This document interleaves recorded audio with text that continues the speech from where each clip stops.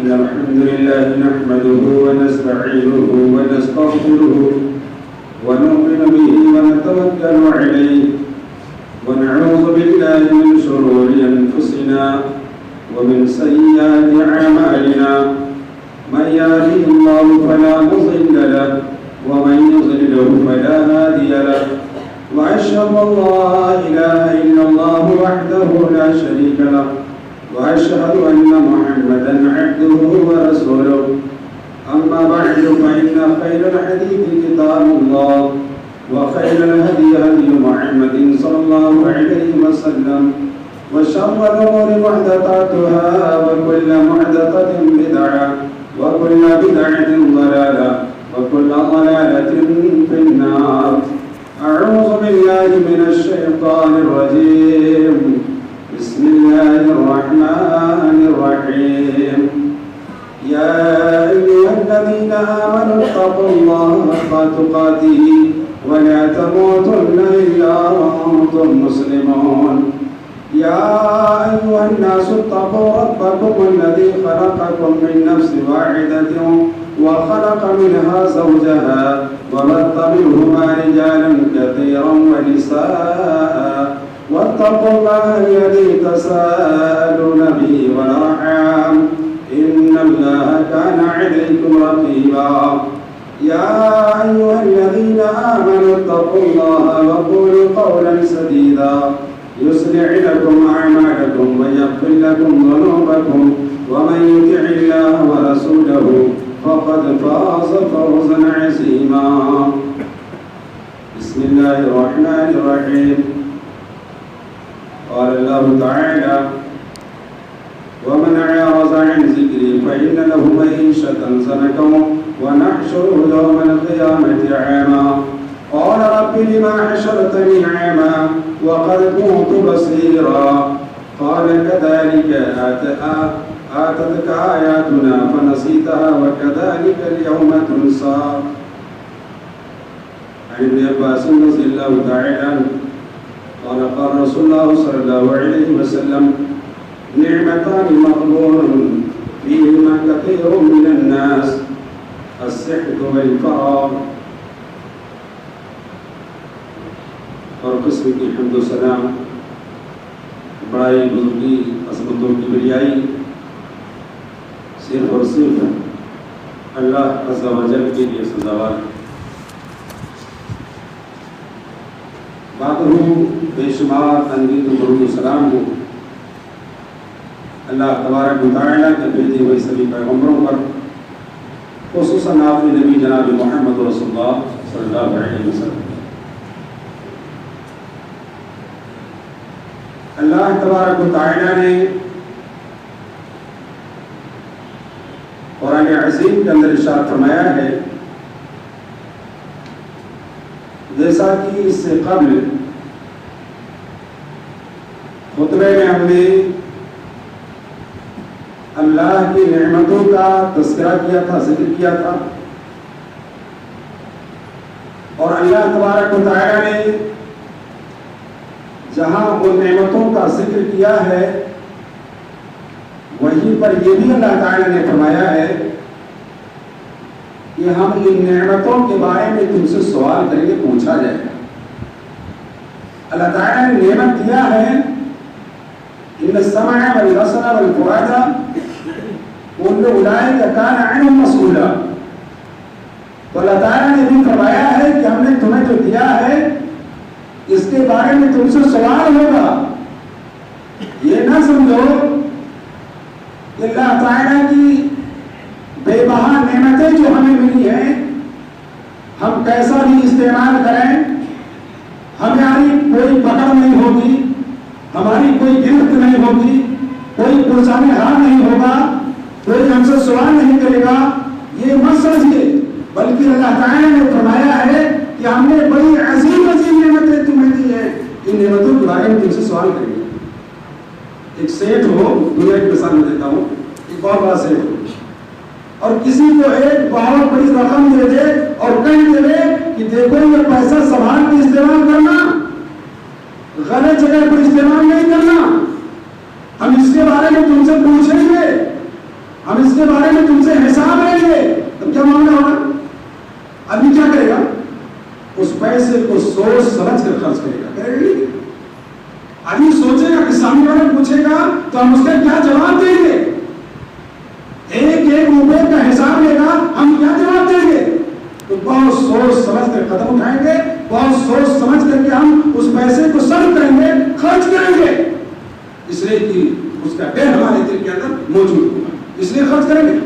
اس لیے اللہ تبارک و تعالیٰ نے فرمایا ہے کہ ہم تم سے سوال کریں گے, ہم تم سے پوچھیں گے, تو ہمیں کیا کرنا چاہیے؟ ہمیں بہت سوچ سمجھ کر کے ان نعمتوں کا استعمال کرنا چاہیے. بہت سوچ سمجھ اللہ کیا اس کا جواب دینا پڑے گا. اللہ کے نبی جناب محمد رسول اللہ صلی اللہ علیہ وسلم نے فرمایا نعمتان مغبون فیہما کثیر من الناس. آپ صلی اللہ علیہ وسلم نے فرمایا دو نعمتیں ایسی ہیں کہ جس کے بارے میں انسان خسارے میں ہے, لوگ گھاٹے میں ہیں ان نعمتوں کے بارے میں. آپ صلی اللہ علیہ وسلم نے فرمایا پہلی نعمت الصحت والفراغت. آپ نے فرمایا پہلی نعمت صحت ہے, دوسری نعمت فراغت ہے. یہ دو نعمتوں کا ذکر کیا ہے جناب محمد رسول اللہ صلی اللہ علیہ وسلم نے. یہ دو نعمتیں بڑی عجیب نعمتیں ہیں. اللہ تعالیٰ نے ہمیں نعمتوں سے نوازا ہے. یہ نعمت بڑی عجیب نعمت ہے. جن کے پاس نعمت اور تندرست ہے, توانا ہے, آج اس کو اس نعمت کی کوئی قدر نہیں معلوم ہو رہی. لیکن جو بیمار ہے, جو پریشان حال ہے, ان سے پوچھو اس نعمت کی قدر, اور سے سوال کرو کہ تم کھاتے پیتے تھے, عیش و آرام کرتے تھے, تمہیں کوئی بیماری نہیں تھی, کوئی پریشانی نہیں تھی. اس زندگی کا محاسنہ کرو تو پتہ ہی چلتا وہ زندگی بڑی پیاری تھی. آج کی زندگی بڑی جھنجھٹ کی زندگی ہے, بڑی پریشانی کی زندگی ہے. کھایا نہیں جاتا, پیا نہیں جاتا ہے, کھاتا ہوں تو الٹی ہو جاتا ہے, پیتا ہوں تو تر ہو جاتا ہے. یہ ساری کی ساری نعمتیں ہیں. اللہ تعالیٰ عطا کرتا ہے لیکن اللہ چھین بھی دیتا ہے, کھانا بھی دیتا ہے, پلٹی کروا دیتا ہے, نہیں کھا سکتے. پانی دے رہا ہے, پلٹی ہو جاتا, نہیں پی سکتے, نہیں ہضم کر سکتے. اس لیے کہ رب العالمین نے وہ صحت جو تمہیں دیا تھا, اللہ تبارک تعالیٰ نے اس صحت کو چھین لیا ہے, صحت چھین لیا. اللہ تعالیٰ نے صحت دیا تو کیا کرنا چاہیے؟ تندرستی دیا تو کیا کرنا چاہیے؟ تندرستی میں اللہ کی عبادت کرنی چاہیے, اللہ کا ذکر کرنا چاہیے, اللہ تبارک تعالیٰ کو یاد کرنا چاہیے. اللہ کے نبی جناب محمد رسول اللہ صلی اللہ علیہ وسلم نے دوسری جگہ فرمایا ہے 5 چیزوں کے آنے سے پہلے 5 چیزوں کو غنیمت جانو. 5 چیزوں کے آنے سے پہلے 5 چیزوں کو غنیمت جان لو. سب سے پہلے آپ صلی اللہ علیہ وسلم نے ذکر فرمایا, آپ نے فرمایا جوانی کو بڑھاپے سے پہلے غنیمت جانو. جوانی ہے, جوانی ایسے چلی جاتی ہے نا, بوڑھوں سے پوچھو, ارے یار جوان تھے تو ایسے ایسے کر لیتے تھے, اب کیا ہو گیا؟ جوانی نہیں ہے. لیکن جو جوان ان سے پوچھو ان کی تو دنیا الگ ہے. انہیں نہ تو اللہ سے مطلب ہے, نہ تو نبی سے مطلب ہے, نہ تو دین سے مطلب ہے, نہ تو قرآن سے مطلب ہے, نہ تو اسلام سے مطلب ہے, نہ جن چیزوں سے مطلب ہے. انہیں صرف برائی سے مطلب ہے. سب کی بات نہیں کر رہا ہوں, اکثریت دیکھا جا رہا ہے, اکثر دیکھا جا رہا ہے. تو آپ سے کیا فرمایا؟ آپ نے فرمایا 5 چیزوں کے آنے سے پہلے 5 چیزوں کو غنیمت جانو, اور میں سے سب سے پہلے جوانی.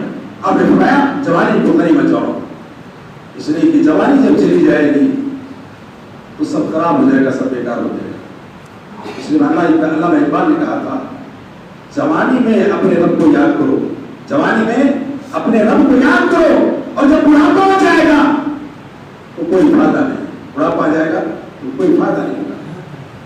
غفلت میں سوئے ہوئے مومنوں,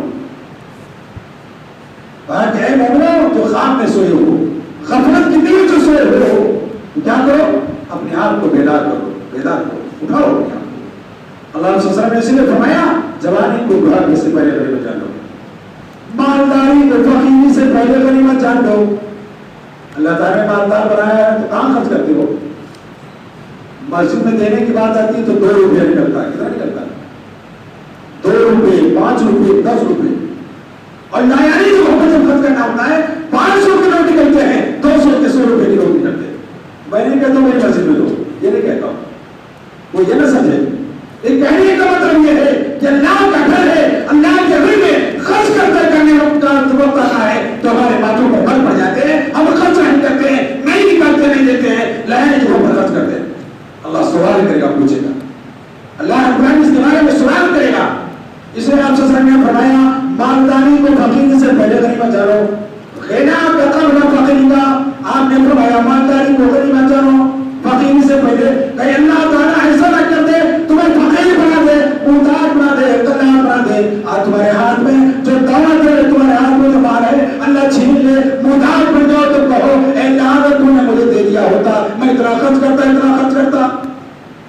تو خرچ نہیں کر رہے ہو، عطیہ کیا کر رہے ہو؟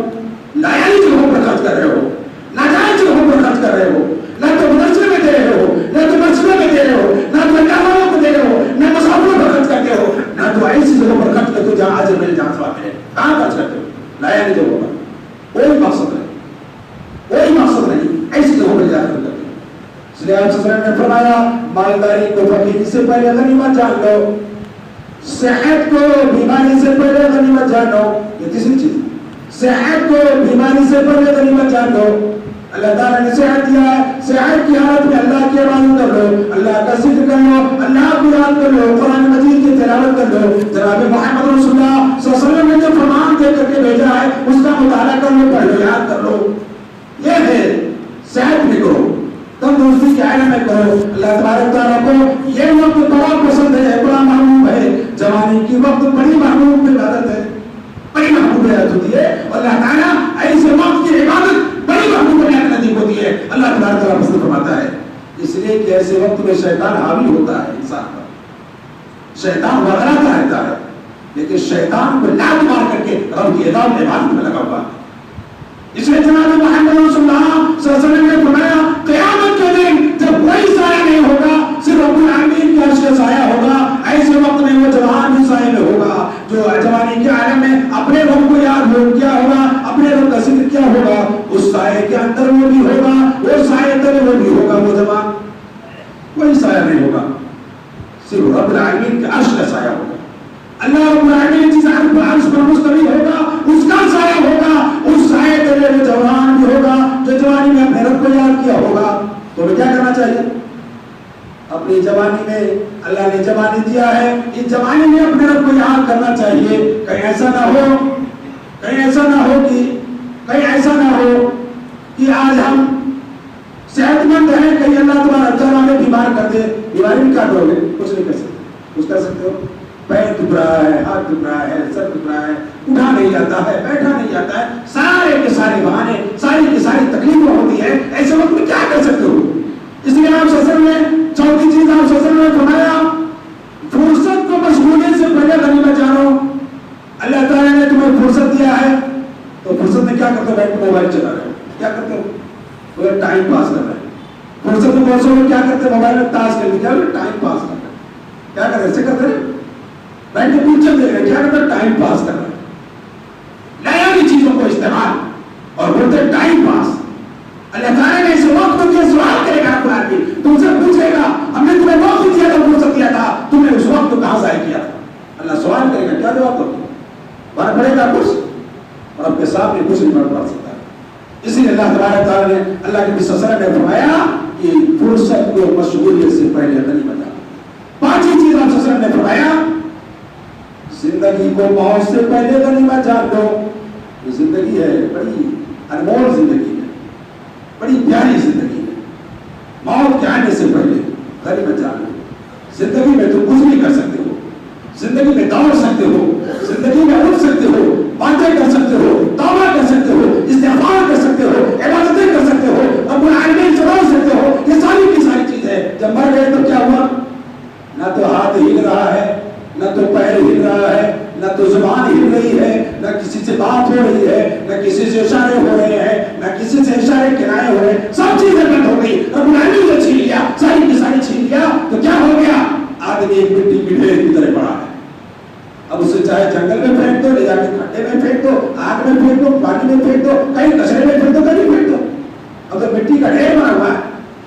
اللہ کے رسول نے اسی لیے فرمایا، آپ صلی اللہ علیہ وسلم نے فرمایا زندگی کو موت سے پہلے غنیمت جانو. غنیمت جانو بڑی عجیب چیزیں ہیں جسے جناب محمد رسول اللہ صلی اللہ علیہ وسلم نے ہمیں بتایا ہے. اسی لیے مال کا استعمال بھی صحیح ہونا چاہیے. اللہ کے رسول صلی اللہ علیہ وسلم نے فرمایا اللہ تبارک تعالیٰ سوال کرے گا، پوچھے گا وعن ماله من أين اكتسبه. مال کو کیسے کمایا تھا کیسے؟ اور اس کے بعد آپ نے فرمایا اس کے بعد پوچھے گا کیسے خرچ کرو، کیسے خرچ کرو، کہاں خرچ کرو. مال کے بارے میں سوال ہوگا. کیا کرنا؟ ہمیں اللہ کے راستے میں زیادہ سے زیادہ خرچ کرنا. ناجائز جگہوں سے ہمیں اپنے آپ کو بچانا، ناجائز جگہوں سے بچانا ہے. اسی لیے اللہ تعالیٰ نے آنکھ جو دی ہے بہت بڑی نعمت ہے. آنکھ بھی بہت بڑی نعمت ہے. دو موتیاں ہیں اندر سر کے حصے میں اللہ تبارک تعالیٰ نے پھٹ کر کے رکھا ہے اور صرف اس میں پانی بھرا ہوا ہے. کیا بھرا ہے؟ اور کچھ ہے؟ کانچ ہے, شیشہ ہے, لوکھن ہے, کچھ نہیں ہے. کیا ہے؟ پانی بھرا ہوا ہے.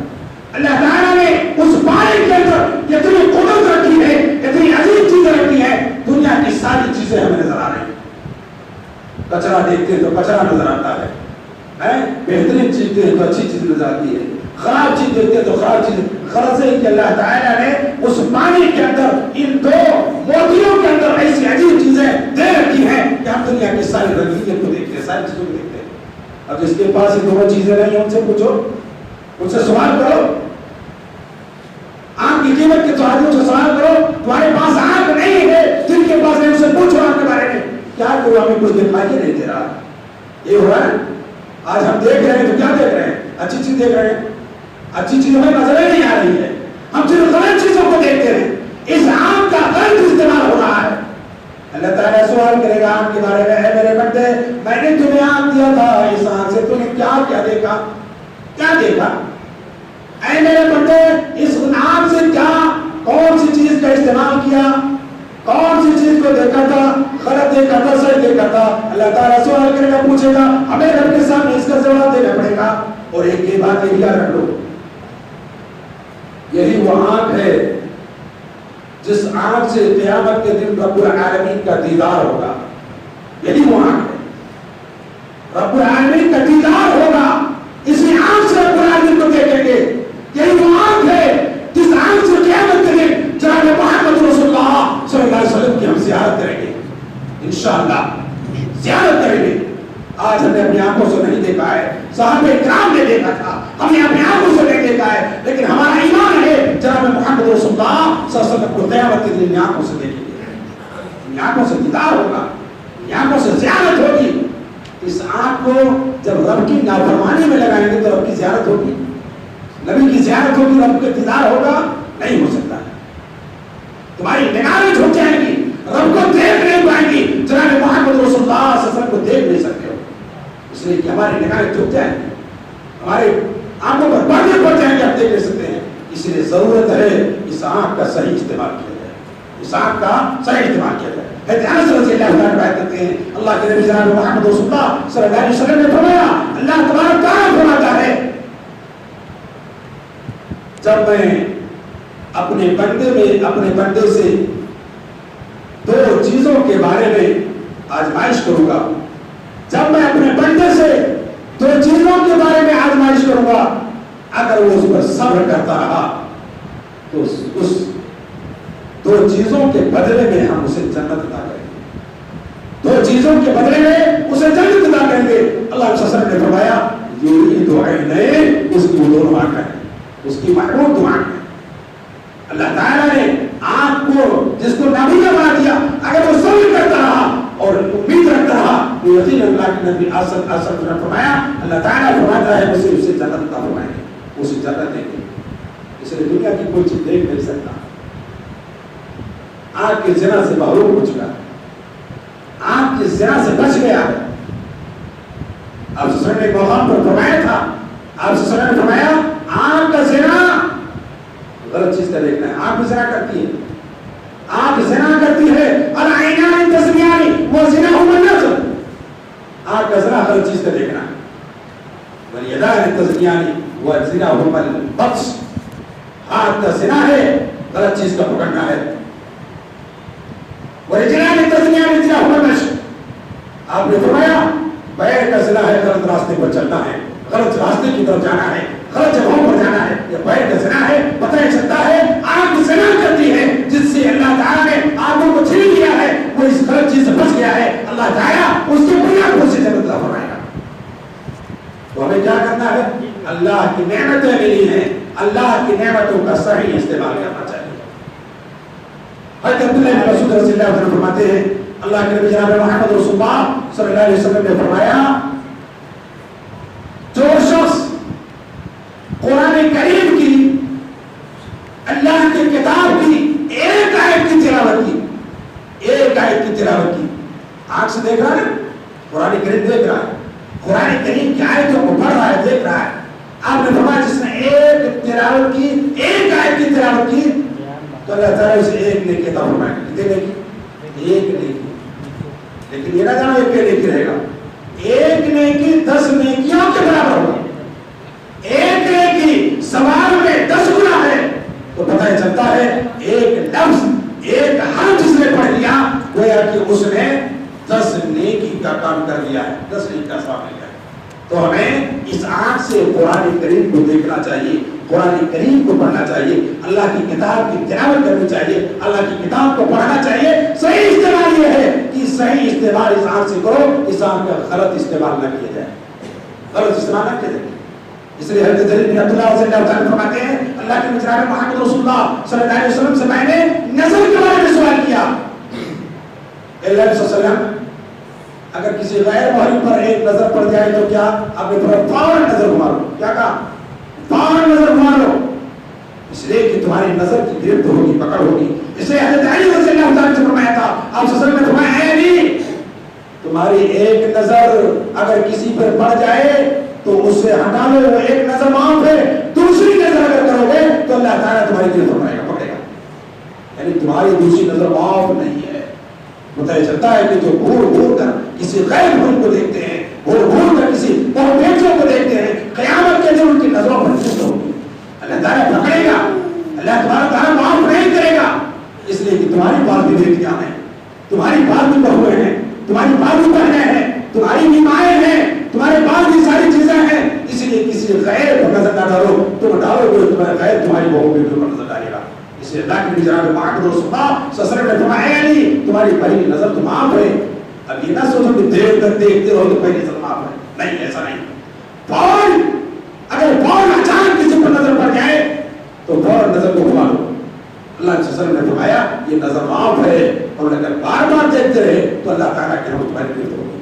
پتہ چلتا ہے کہ نظروں کی گرفت ہوگی، اللہ تعالیٰ اسے معاف نہیں فرمائے گا. اس لیے قرآن کریم کے اندر اللہ تعالیٰ نے فرمایا ہے وَقُلْ لِلْمُؤْمِنِينَ يَغُضُّوا مِنْ أَبْصَارِهِمْ وَيَحْفَظُوا فُرُوجَهُمْ. اللہ تبارک تعالیٰ نے فرمایا مومنوں سے کہہ دیجئے اپنی نگاہوں کو بست رکھیں. کیا کریں؟ اپنی نگاہوں کو جھکا کے رکھیں اور اپنے شرمگاہ کی حفاظت کریں. مومنوں سے کہا گیا ہے، مسلمان مردوں سے کہا گیا ہے وَقُلْ لِلْمُؤْمِنَاتِ يَغْضُضْنَ مِنْ أَبْصَارِهِنَّ. وہی عورتوں سے بھی کہا گیا ہے اے عورتوں، اے مومنات تم اپنی نگاہوں کو بس رکھو، اپنی نگاہوں کو تم جھکا کر کے رکھو. اس لیے کہ تمہاری نگاہیں قیامت کے دن اس نگاہوں کی پکڑ ہوگی، گرفت ہوگی. اس لیے اپنی نگاہوں کی حفاظت کرو اور اپنی شرمگاہوں کی حفاظت کرو. تو اللہ تبارک تعالیٰ نے اس نظر کو یوں نہیں چھوڑ دیا ہے کہ جیسا چاہو ایسا استعمال کرو. اللہ تبارک تعالیٰ اس نظر کی گرفت فرمائے گا. اس لیے کہ بہت بڑی نعمت ہے. جو چیز بڑی ہوتی ہے اس کا بڑا سوال بھی ہوتا ہے. جان لیجیے جو چیز عام ہوتی ہے اس سے عام سوال ہوتا ہے. یہ چیز بہت بڑی ہے، اللہ تعالیٰ کی نزدیک اور ہماری نزدیک بڑی عام چیز ہے. اسی لیے اللہ تبارک تعالیٰ اس کے بارے میں سوال کرے گا. تو نظر کو بچا کے رکھنا ہے، نظر کو غیر جگہوں پر استعمال نہیں کرنا ہے. اسی لیے کہا گیا ہے اللہ کے جناب محمد رسول اللہ صلی اللہ علیہ وسلم کو مانگا تھا. حضرت برہنازی رضی اللہ عنہ فرماتے ہیں اللہ کے جناب محمد رسول اللہ صلی اللہ علیہ وسلم کے ساتھ ایک مرتبہ ہم جنازے میں گئے. کہاں گئے؟ جنازے میں گئے. جناب محمد رسول اللہ صلی اللہ علیہ وسلم قبر کے پاس بیٹھ گئے اور بیٹھ کر کے آپ رونے لگے. اس آنکھ سے اللہ کا ڈر دل میں پیدا کر کے رونا چاہیے کہ کون ہے رونے والے؟ جناب محمد رسول اللہ صلی اللہ علیہ وسلم قبر کے پاس بیٹھ کر کے رو رہے ہیں. ہم نے دیکھا کہ آپ صلی اللہ علیہ وسلم کے سامنے جو مٹی تھی وہ تر ہو گئی، روتے روتے گیلی ہو گئی. آپ صلی اللہ علیہ وسلم نے فرمایا اے میرے ساتھیوں اس گڑھے کے لیے تیاری کر لو. اے میرے ساتھیوں اس گڑھے کے لیے تیاری کر لو. یہ خبر ہے، یہ گڑھا ہے، اس گڑھے کے لیے تیاری کر لو. اس میں سب کو آنا ہے، سب کو اس میں سونا ہے. اس لیے اے لوگوں اس گڑھے کے لیے تیاری کر لو. جناب محمد رسول اللہ صلی اللہ علیہ وسلم اس آنکھ سے روتے تھے. اور یہاں تک کہ یہ بھی حکم ہے کہ آنکھ سے انسان خواب بھی دیکھتا ہے. کیا کرتا ہے؟ خواب بھی دیکھتا ہے. سویا ہوا ہے لیکن وہ دیکھ رہا ہے، اپنی آنکھوں سے دیکھ رہا ہے. آنکھ کھلی نہیں ہے بلکہ آنکھوں سے دیکھتا ہے. کیا دیکھتا ہے؟ خواب دیکھتا ہے. اللہ کے نبی جناب محمد رسول اللہ قتادہ رضی اللہ عنہ فرماتے ہیں آپ صلی اللہ علیہ وسلم نے فرمایا کہ اچھا خواب رب العالمین کی طرف سے ہوتا ہے. کس کی طرف سے؟ رب العالمین کی طرف سے ہوتا ہے۔ جب تم میں سے کوئی پسندیدہ خواب دیکھے، اچھا خواب دیکھے، تو اس خواب کو جس کو اچھا سمجھے اس سے بیان کرے۔ کیا کرے؟ جس کو بہتر سمجھے اس سے بیان کرے۔ لیکن جو برا خواب دیکھے، ناپسندیدہ خواب دیکھے، تو یہ جان لو یہ شیطان کی طرف سے ہے، یہ شیطان تمہیں دکھاتا ہے۔ آپ صلی اللہ علیہ وسلم نے فرمایا ایسے وقت میں تم کیا کرو؟ اس خواب کو جب دیکھو ناپسندیدہ خواب، تو شیطان کے شر سے پناہ طلب کرو، شیطان سے پناہ طلب کرو، استغفر اللہ پڑھو، رب اغفر لی وتب علی انک انت التواب الغفور پڑھو، سبحانک اللہم ربنا بحمدک اللہم اغفر لی پڑھو، غرضے کی استغفار کرو۔ اور آپ صلی اللہ علیہ وسلم نے فرمایا اس کے پائے جانے تھو کر لیا کرو، پائے جانے تھو کر لیا کرو، اور اس خواب کو کسی سے بیان نہ کرو۔ کیا کہا؟ اس خواب کو کسی سے بیان نہ کرو۔ جب تم بیان نہیں کرو گے تو خواب تم پر ثابت نہیں ہو سکتا ہے، حق نہیں ہو سکتا ہے، یعنی تمہارا خواب میں کچھ بگاڑ نہیں سکتا ہے، یا خواب تمہیں کچھ بگاڑ نہیں سکتا ہے۔ بہت سارے لوگ خواب دیکھتے ہیں اور دیکھنے کے بعد لوگوں سے بیان کرتے ہیں ارے رات کو میں نے ایسے خواب میں نہیں بیان کرنا چاہیے۔ کیا کرنا چاہیے؟ استغفار کرنا چاہیے، توبہ کرنا چاہیے، اللہ سے رونا چاہیے، استغفار کرو۔ بھلائی برائی سارے معاملات جو ہوتے ہیں، جو کچھ معاملہ ہوتا ہے رب العالمین کی طرف سے ہوتا ہے۔ اللہ تبارک و تعالیٰ اگر کسی کو مصیبت میں ڈالنا چاہتا ہے تو اللہ تبارک و تعالیٰ ہی ڈالے گا، کوئی دوسرا ڈال نہیں سکتا ہے۔ اسی لیے کیا کرنا چاہیے؟ اللہ سے استغفار کرنا چاہیے، اللہ سے رونا چاہیے، اللہ سے گرانا چاہیے۔ جب اللہ سے روئیں گے، اللہ سے استغفار کریں گے، اللہ تبارک و تعالیٰ وہ بری چیزوں کو ہٹا دے گا، ختم کر دے گا۔ جو مصیبت ہم پر آنے والی ہے وہ مصیبت اللہ تبارک و تعالیٰ ہٹا دے گا۔ اور ایک آخری بات،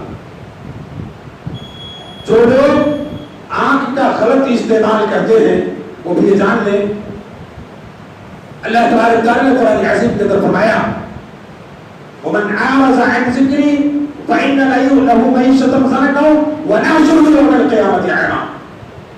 جو آنکھ کا غلط استعمال کرتے ہیں، اللہ تبارک و تعالیٰ نے فرمایا جو ہمارے ذکر سے اعراض کرے گا ہم اس کی زندگی تنگ کر دیں گے۔ کیا کریں گے؟ اس کی زندگی تنگ کر دیں گے۔ وَنَحْشُرُهُ يَوْمَ الْقِيَامَةِ أَعْمَىٰ، اور قیامت کے دن ایسے لوگوں کو اندھا کر کے اٹھائیں گے، رب کے دربار میں جب جائیں گے تو اندھے ہو کر کے جائیں گے۔ قَالَ رَبِّ لِمَا حَشَرْتَنِی أَعْمَىٰ، وہ سوال کریں گے اے میرے پروردگار عالم تو نے مجھے اندھا کر کے بنا کے کیوں اٹھایا، جبکہ میں دیکھنے والا تھا، حالانکہ میں دنیا کے اندر دیکھ رہا تھا، میرے پاس آنکھیں تھی، یہ ساری کی ساری چیزیں تھی، لیکن اے میرے پروردگار عالم تو نے مجھے اندھا بنا کے کیوں اٹھایا۔ اللہ تبارک و تعالیٰ فرمائے گا قال كذلك آتتك آیاتنا فنسیتها، اللہ تبارک و تعالیٰ فرمائے گا اے میرے بندے تیرے پاس میری آیتیں آئی تھی، تو نے ان آیتوں کو نظر انداز کر دیا تھا۔ قرآن ہے نا، قرآن پڑھنے کا موقع نہیں ہے، فلمیں دیکھنے کا موقع ہے، پکچر دیکھنے کا موقع ہے، ٹی وی دیکھنے کے موقع ہیں، موبائل دیکھنے کے موقع ہیں، غلط چیزیں دیکھنے کے موقع ہیں، قرآن پڑھنے کا موقع نہیں ہے۔ اللہ تبارک و تعالیٰ فرمائے گا قیامت کے دن اے میرے بندے میری آیت تیرے پاس آئی تھی، میرا کلام تیرے پاس گیا تھا، قرآن کی شکل میں موجود تھا، کتاب کی شکل میں موجود تھا، لیکن تو نے اسے بھلا دیا تھا، لاپرواہی برتی تھی، نظر انداز کر دیا تھا، تو نے تلاوت نہیں کیا تھا، تو نے پڑھا نہیں تھا، اس لیے آج تجھے اندھا بنا کے اٹھایا جائے گا۔ اللہ تبارک و تعالیٰ فرمائے گا اے میرے بندے تیرے ساتھ یہ معاملہ ہونا چاہیے، اس لیے آج بھی تجھے نظر انداز کیا جا رہا ہے۔ پتہ ہے چلتا ہے یہ نظر بڑی عظیم چیز ہے، بڑی اہم نعمت ہے اللہ کی، اس نعمت کا صحیح استعمال ہونا چاہیے۔ اگر ہم نے اس نعمت کا صحیح استعمال نہ کیا تو قیامت کے دن ہمیں اندھا اٹھائے گا رب العالمین، اندھا اٹھائے گا اللہ تعالیٰ، ہمیں بھول جائے گا، جس طرح رب کی کتاب کو بھول گئے، رب کے کلام کو بھول گئے، اللہ قیامت کے دن ہمیں بھول جائے گا۔ اس لیے ضرورت ہے اس نعمت کا صحیح استعمال کیا جائے، غلط استعمال نہ کیا جائے۔ غلط استعمال کریں گے رب کے سامنے ہمارا یہ حشر ہوگا، پوری کائنات کے لوگ دیکھیں گے، پوری دنیا کے لوگ دیکھیں گے تو پتہ یہ چلے گا یہ غلط تھا، غلط استعمال کرتا تھا رب کی نعمتوں کا، صحیح آنکھ کا صحیح استعمال نہیں کیا تھا جس کی بنیاد پر اسے چڑھتا بنایا گیا۔ تو میرے محترم دوستوں، ہمیں اللہ کی نعمت کی قدر کرنی چاہیے۔ اللہ نے جو نعمتیں دیا ہے اس نعمت کی قدر کرتے ہوئے، اس نعمت کو سمجھتے ہوئے یہ سوچنا چاہیے کہ اگر غلط استعمال استعمال کیا اور ان کے سامنے اس کا حساب دینا پڑے گا. اللہ تبارک تعالیٰ ہم سب کو اللہ کی نعمتوں کی قدر کرنے کی توفیق عطا فرمائے. اللہ تبارک تعالیٰ نعمتوں کا صحیح استعمال کرنے کی توفیق عطا فرمائے. اے پروردگار عالم ہم گنہگار ہیں, تو گناہوں کو معاف کرنے والا ہے, اللہ تمہارے گناہوں کو معاف فرما دے. اے پروردگار عالم اچانک کسی پر اگر ہماری نظر پڑ جائے یا اس طرح سے ہماری نظر پڑ گئی ہو, اے پروردگار عالم تو نظروں کو معاف کرنے والا ہے, اللہ تبارک تعالیٰ تمہاری نظروں کو معاف فرما دے. اللہ ہم خطا کار ہیں, گنہگار ہیں, اللہ ہماری گناہوں کو معاف فرما دے, اللہ ہماری خطاؤں کو معاف فرما دے, اللہ تبارک تعالیٰ ہماری مغفرت فرما دے, اللہ ساری مسلمانوں کی مغفرت فرما دے. اللہ جو قبر میں مدفون ہیں تو ان کی قبر کو نور سے منور فرما دے. اللہ تبارک تعالیٰ ہمیں جو بے نمازی ہیں, نمازوں سے دور ہیں, تیری عبادت سے دور ہیں, تیرے کلام سے دور ہیں, تیرے قرآن سے دور ہیں, اللہ تبارک تعالیٰ انہیں قرآن مجید پڑھنے والا بنا دے, اللہ انہیں نماز پڑھنے والا بنا دے. اے پروردگار جو ہمیں مصیبت میں مبتلا ہے, اللہ تبارک تعالیٰ تو ان کو مصیبتوں کو ان سے دور کروا دے. اللہ تبارک تعالیٰ جو ہمیں اللہ کے راستے میں خرچ کرنے والے نہیں ہیں, بخیل ہیں, اللہ تبارک تعالیٰ لایانی جگہوں پر خرچ کرتے ہیں, اللہ تبارک تعالیٰ ان کو صحیح جگہوں پر خرچ کرنے کی توفیق عطا فرما دے. اللہ تبارک تعالیٰ لایانی جگہوں پر خرچ کرنے سے اللہ انہیں بچا لے. اللہ تبارک تعالیٰ ہم سب کو نیک عمل کی توفیق عطا فرما دے. وآخر دعوانا الحمدللہ رب العالمین. السلام علیکم ورحمۃ اللہ.